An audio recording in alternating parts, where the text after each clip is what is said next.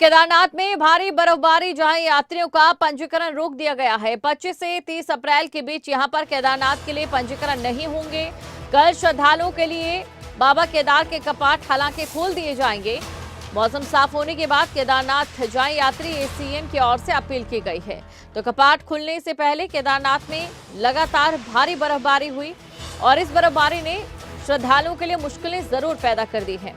पैदल मार्ग और धाम में 3 से 4 फीट तक बर्फ गिरने और मौसम विभाग की चेतावनी को देखते हुए केदारनाथ के लिए यात्रियों के पंजीकरण पर रोक लगा दी गई। केदारनाथ में कई दिनों से रुक रुक कर बर्फबारी हो रही है। रविवार को भी बर्फबारी हुई और बर्फबारी से धाम में यात्रियों के लिए लाए जा रहे हैं, जहां पर कई टेंट टूट गए।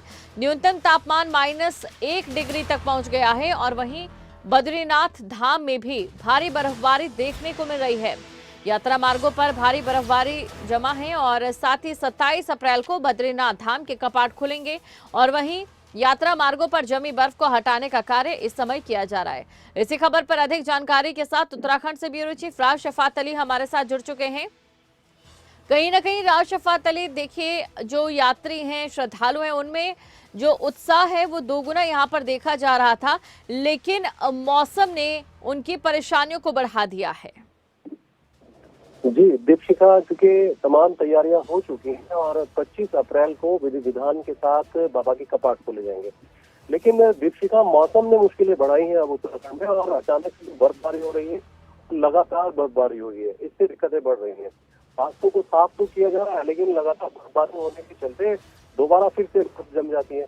तो अस्थायी तौर पर सिर्फ 25 से 30 अप्रैल तक जो रजिस्ट्रेशन है यात्रियों के, उनको अभी रोका गया है और बड़ी संख्या में, क्योंकि श्रद्धालु उत्तराखंड का रुख कर रहे हैं, बाबा केदार धाम का रुख कर रहे हैं और हर एक श्रद्धालु ये चाहता है कि जब बाबा के कपाट खुले तो दर्शनों के लिए वो वहां पर मौजूद रहे। तो एक बड़ी संख्या श्रद्धालु की इस वक्त बाबा केदार धाम की तरफ हो रही है, लेकिन अभी क्योंकि बर्फबारी बहुत है, मौसम खराब है, तो अस्थायी तौर पर 4 से 5 दिन के लिए जो नए पंजीकरण है उनको रोका गया है।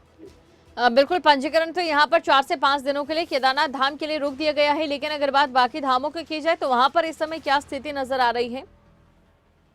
देखिए दीपशिखा, अभी सभी जगह बर्फबारी है, लेकिन बाबा केदार धाम ज्यादा बर्फबारी है, बाबा बद्रीनाथ धाम में भी हालांकि बर्फबारी है, रुक रुक करके बर्फबारी हो रही है।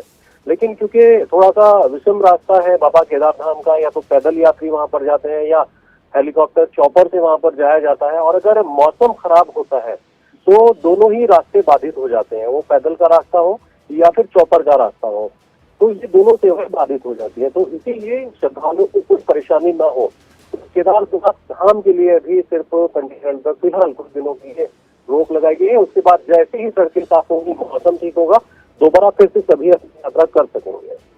बिल्कुल, और इसी के साथ देखिए राज शफात अली, प्रशासन की तैयारियों को लेकर भी यहाँ पर बात करना जरूरी हो जाता है, क्योंकि पहले से ही प्रशासन तैयारियों में जुटा हुआ था मौसम को लेकर, और इसी के साथ जो रास्ते हैं उनको लेकर, स्वास्थ्य को लेकर क्या कुछ अभी जो तैयारियां जिनका वादा किया गया था वो जमीनी स्तर पर नजर आ रही हैं?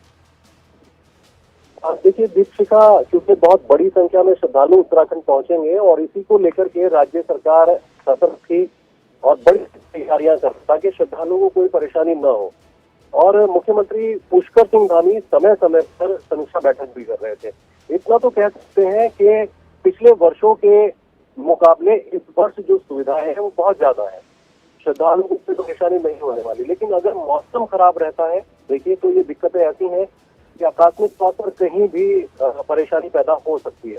हालांकि उन जगहों को चिन्हित किया गया है दीपशिखा जो खतरे वाली है, संवेदनशील है, जहाँ लैंडस्लाइड हो जाता है या फंस सकते हैं, तो उन जगहों को चिन्हित करके जो टीम है एसडीआरएफ की और स्थानीय प्रशासन की मौके पर वहां पर तुरंत भेज दी जाए, इसको लेकर के सुनिश्चित किया गया है। लेकिन अभी कह सकते हैं कि मौसम की वजह से परेशानियां फिलहाल बढ़ने वाली है और मौसम जब सही रहेगा तो जाहिर सी बात है कि यात्रा भी सुगम होगी। जी।